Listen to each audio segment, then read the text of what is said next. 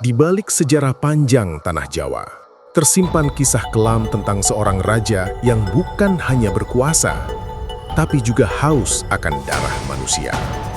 Namanya Dewata Cengkar, penguasa Medang Kamulan, kerajaan kuno yang kini hanya tinggal legenda. Tapi bagi sebagian orang Jawa tua, nama itu bukan sekadar dongeng, melainkan peringatan tentang keserakahan manusia yang berubah menjadi kutukan abadi. Dahulu kala, di masa sebelum Mataram berdiri, sebelum Aji Saka menjejakkan kaki di tanah Jawa, berdirilah sebuah kerajaan megah bernama Medang Kamulan. Tanahnya subur, rakyatnya makmur, dan istananya menjulang indah di antara lembah dan sungai yang tenang. Namun di balik kemegahan itu, bersemayam seorang raja yang memiliki kekuatan luar biasa. Tubuhnya besar seperti raksasa, suaranya mengema bagaikan guruh di musim hujan. Dialah Dewata Cengkar, sosok yang dikatakan bukan sepenuhnya manusia.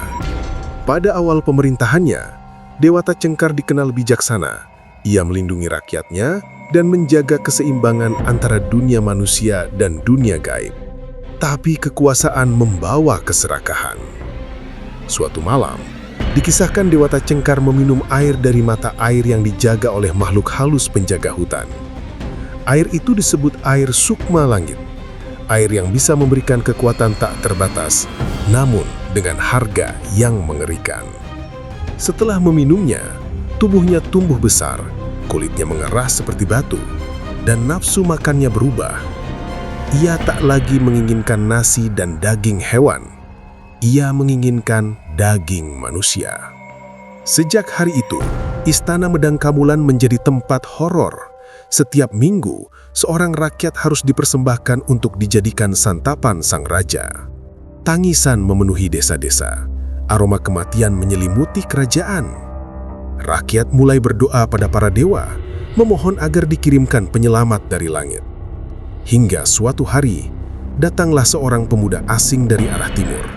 Ia berpakaian putih, membawa kain panjang, dan berbicara dengan tenang. Namanya Aji Saka. Aji Saka datang bukan hanya untuk melawan kekejaman Dewata Cengkar, tapi juga untuk menegakkan tatanan baru di tanah Jawa. Ia menantang sang raja dengan kebijaksanaan, bukan dengan kekuatan semata. Dalam pertempuran batin dan gaib yang dahsyat, Dewata Cengkar akhirnya kalah. Tubuh raksasanya didorong oleh kekuatan kain suci milik Aji Saka hingga ia terlempar ke laut selatan. Konon dari tubuhnya yang tenggelam itu, lahirlah makhluk gaib penjaga lautan yang dipercaya menjadi awal mula legenda Nyi Roro Kidul, sang penguasa Samudra Selatan. Hingga kini, banyak tempat di Jawa Timur yang diyakini sebagai bekas peninggalan Medang Kamulan. Ada yang mengatakan reruntuhannya tersembunyi di hutan belora. Ada pula yang percaya istana gaibnya masih ada, hanya bisa dilihat oleh mereka yang membuka mata batin. Sebagian orang tua Jawa bahkan percaya, arwah Dewata Cengkar belum musnah. Ia masih bersemayam di alam gaib, menjaga rahasia kuno peradaban Jawa sebelum datangnya manusia modern. Kisah Dewata Cengkar bukan sekadar legenda, melainkan cermin tentang kekuasaan yang kehilangan nurani. Tentang manusia yang ingin menjadi dewa, tapi justru dikutuk menjadi monster. Di tanah Jawa, setiap gunung, sungai, dan laut menyimpan jejak kisah para leluhur. Dan setiap kisah selalu mengajarkan bahwa kekuatan sejati bukan berasal dari tubuh yang besar, tapi dari jiwa yang suci. Inilah kisah Dewata Cengkar, sang raja raksasa dari Medang Kamulan. Hanya di Abiasa Channel, tempat rahasia leluhur dan misteri Jawa diungkap dengan cara yang tak pernah kamu dengar sebelumnya.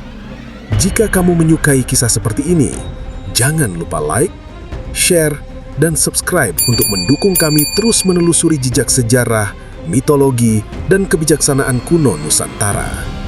Karena setiap legenda selalu menyimpan pesan untuk yang mau mendengarkan.